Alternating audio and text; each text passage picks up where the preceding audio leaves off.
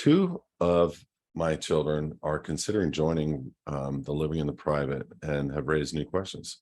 Some of the children have not yet received their driver's license. If we proceed, how will our children get their driver's license? So there's a misconception that you fight them and you withhold a social security number and you do all these things. People need to understand the registered organization is the contracted party. Yeah, you're signing. What's the word signature mean? A person, one that can attest to the validity of the instrument, meaning the trust indenture you're signing. So yeah, you're walking up, you're saying, yes, this birth certificate's me. Yes, two forms of proof of residence. And when you're a kid, it's your library card or your some stupid little bill. As an adult, they want a little more fierce bill, something that like a water bill or something from in your name at that address. And that's because they want to prove residency within a zip code. And that's how they get it. And so if you're going to do a driver's license, everything is about the reservation of rights. And so for me, I would simply sign the words non-assumpsit, ASSUMPSIT, non-assumpsit in cursive. And remember, we're not doing this program to get out of tickets. Who cares? I've talked about this in the past. I've seen the sovereign citizen movement, which we are not. Spend 14 hours fighting a single ticket over 30 bucks or $100, whatever it is. That's ridiculous. My time, your time is too valuable. We shouldn't be spending our time in that manner. So let's sign the ticket, do a reservation of rights on the signature of the ticket, do a reservation of rights on the signature of the license. And you can fight tickets all day long. I know people fight them 100 different ways, and I've seen 2 or 3 of those ways work very successfully almost every time. So if they work, why are we fighting the elements of a ticket in the form and fashion some of these people are? Suing judges, going after DAs, going after law enforcement.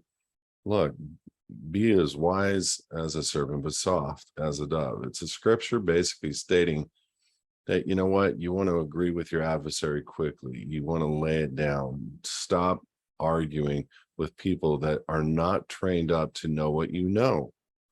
Just reserve your rights in cursive on the driver's license. You may have an element where you walk in front of a judge and he's going to say, in the big moment, not over a ticket, in the big moment where they're force vaxing and you've done a jurisdictional challenge or force this or force FEMA camp or force indictment or force and you're doing a jurisdictional challenge and they bring your driver's license into court showing that they have subject matter jurisdiction. This is where we excel. This is where we win.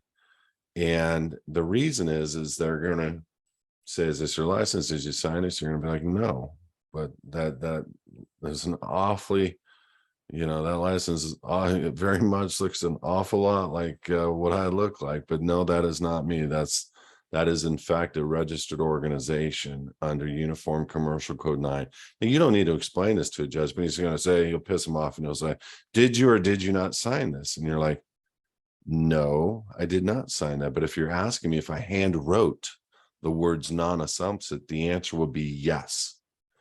And there's nothing more they can do because they brought in a jurisdictional challenge saying you agreed to certain terms. He might even go so further and say, we'll accept that as your signature. And you say denied. So there's 2 elements. There's one of reserving your rights, and there's another element of knowing who you are. Now, are you ever going to be in court in a situation like this where you got to know this stuff? Probably not. But the whole reason why we do this is for them to leave us alone. That's the strategy and why we take the time to do what we do with the active state after creating all the agreements and then serving constructive notice to the parties. Just leave us alone. That's it. And they do, and they will. But there comes that moment in time, maybe for somebody where they're putting everybody on a train or military's coming through the neighborhood and it's scary. you're operating outside now as the creditor. You're operating within certain code that gives you a pass under the Libra code. And these are elements that really need to be known, is like, who am I in that time? And do I need to do certain things in that time to rebut the presumption and push them back? Yeah.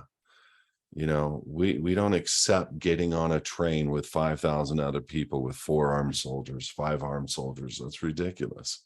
I'm not getting on any train. I'm not going into any dumb. I'm staying right where I am at peacefully.